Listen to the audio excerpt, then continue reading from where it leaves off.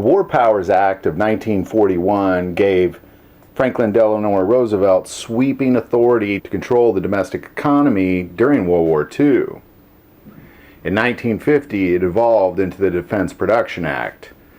The original version of this gave presidential powers over manufacturers during a national crisis.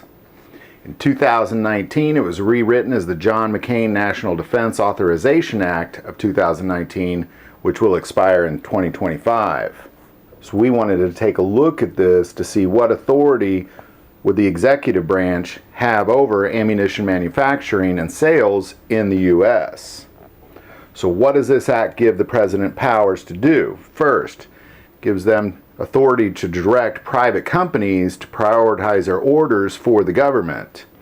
It also empowers them to allocate materials, services, and facilities, as well as take action to restrict hoarding, as well as install equipment in private factories during national disasters for the government for national defense purposes.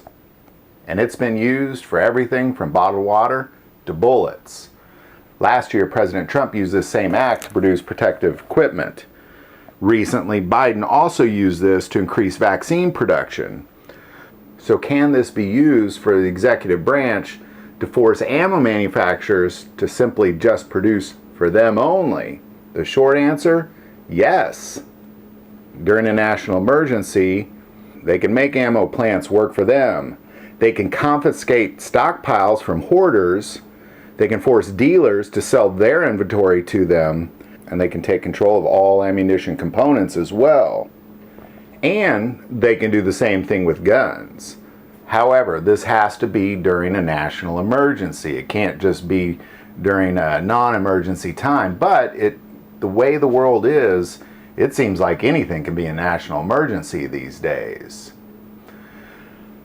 On a side note, there is a budget for this act as well, and it's at this point under $200 million. It's really running short as they spend all this money on vaccines and protective equipment during the coronavirus pandemic.